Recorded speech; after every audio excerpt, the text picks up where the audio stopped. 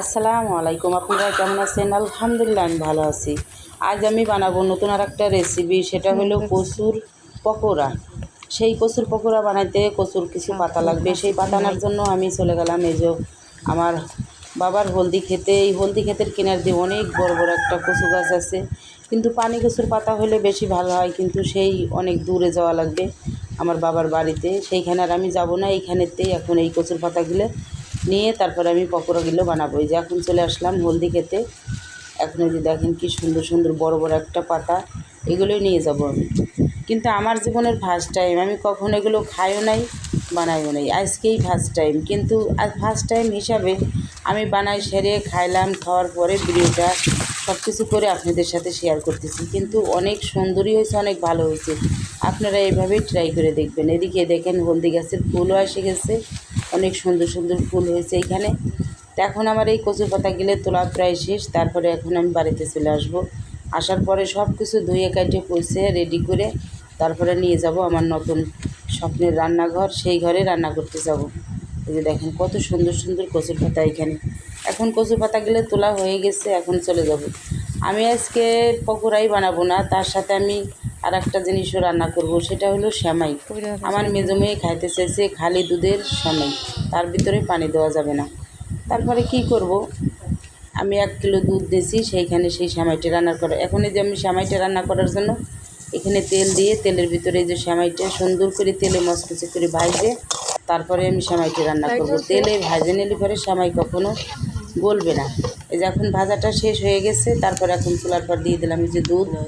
এই দুধটা দেওয়ার পরে আমি অনেকক্ষণ করে জ্বালাই, তারপরে এই যে এখন এলাচ, গরম মশলা, তেজপাতা এগুলো দিয়ে দিলাম। এখন অনেকক্ষণ করে লাড়াচাড়া করে তারপরে চিনিটা দিয়ে দেবো। এদিকে আমি এই যে পকোড়া বানানোর জন্য একটা বেটার তৈরি করা লাগবে, সেইখানে বেটারটা তৈরি করার জন্য নিয়ে নিলাম এখানে দিয়ে দিলাম কিছু চালের গুঁড়া, কিছু বেসন, হলুদের গুঁড়া, মরিচের গুঁড়া, ধনিয়া গুঁড়া, জিরার গুঁড়া, তারপরে হলুদের গুঁড়া, স্বাদ মতো লবণ। আর এখানে নিয়ে নিছি আমি যে 3টা লেবু, পাকা লেবু, সেগুলো অনেক রস, সেই যে লেবুগুলো নিয়ে নিছি। এই লেবুটা দিয়ে দিলে আর গাল চলকাবে না, এই কারণে লেবুটা দিয়ে দিলাম। লেবু ছাড়া আপনারা আম বা তেঁতুল অন্য কিছু দিতে পারবেন, সমস্যা। আর আমার এইখানে ঘরে অনেক লোকই দেখেন, এইখানে আমার চাচি শাশুড়ি বা আমার চাচি হয়, আমার মা আছে, সবাই মিলে আমরা এখানে চলে আসছি রান্নাঘরে। এখন বেটারটা তৈরি শেষ, এখন এই যে চিনি দিয়ে দিলাম, আবার সামান্য লবণ দিয়ে দিলাম, দিয়ে এখন নাড়াচাড়া করতেছিলাম। মানে এক হাতে এক একজন এক এক কাজ করতেছিলাম। আর এদিকে আমার এই যে ভাজতে বউ হয় সম্পর্কে, এই যে আমার সেই ভাতিজা বউ, সে তারে বললাম যে একটু এগুলো করে দাও, সে এই যে করে দিতেছে, আমাকে সাহায্য করতেছে। এই যে দেখেন কচুর পাতা একটার পর একটা দিয়ে বেটারগুলো সুন্দর করে হাতে মাখায় তারপর এগুলো বানায় ফেলতেছে। আর এখন একটা রশি দিয়ে এই যে বাঁধে ফেলতেছি আমি বলে বলে দিলাম, আমার সেই ভাজতে বউ সব কিছু রেডি করে দিল আমারে। এই দেখেন একটা হয়ে গেছে, এখন আবার এই যার একটা। আর এদিকে আবার হয়ে গেছে এই যে দুধটা জ্বালানো শেষ, এখন আবার দুধের ভিতর সেমাই দিয়ে সেটাও আবার রান্না করতেছি। আর এদিকে যে ভাজতে বউ সব কিছু একের ভাগ করতেছে।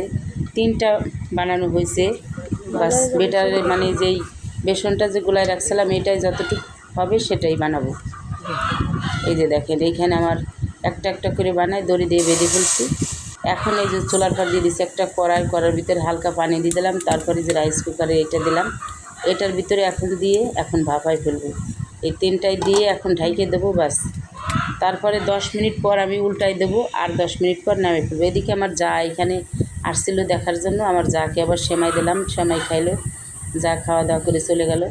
আর এদিকে যে এখন লাঠির সাহায্য আমি দেখলাম অনেক সুন্দর হয়ে গেছে। আর দুঃখের বিষয় আমি এগুলো বানাইতে বানাইতে সন্ধ্যা হয়ে গেছিলো, এই কারণে আমি ওই চুলায় ভাজতে পারিনি, আমি বাড়িতে নিয়ে আসছি। এখন এই যে ঘরের ভিতরে এগুলো সারিয়ে দড়িগুলো সারিয়ে তারপরে যে দেখেন চাকর চাকর করে কাটে সুন্দর করে নিলাম। এখন এগুলো আমি তেলে ভাজে নেব। এই দেখেন কত সুন্দর সুন্দর চাক্কা হয়েছে। আর এখন আমি গ্যাসেই ভাজবো, বাহিরে যাব না। এই যে গ্যাসের ভিতরে কড়াই বসে তেল দিয়ে দিলাম, তেলের ভিতরে কিছু কালা জিরা দিয়ে দিলাম, তারপরে এই কালা জিরার ভিতরে একটা একটা করে এই চাক্কাগুলো দিয়ে এখন ভেজে নেব। এগুলো আমরা কালকে সস দিয়ে খাইছি, কিন্তু আমাদের কাছে গরম গরম খুবই ভালো লাগছে। বাসি হলে ভালো লাগে না একটা, কিন্তু মচমচে যখন গরম গরম হয় খাইতে খুবই ভালো লাগছে। আপনারা এইভাবে ট্রাই করে দেখবেন, ইনশাআল্লাহ সবার কাছে ভালো লাগবে।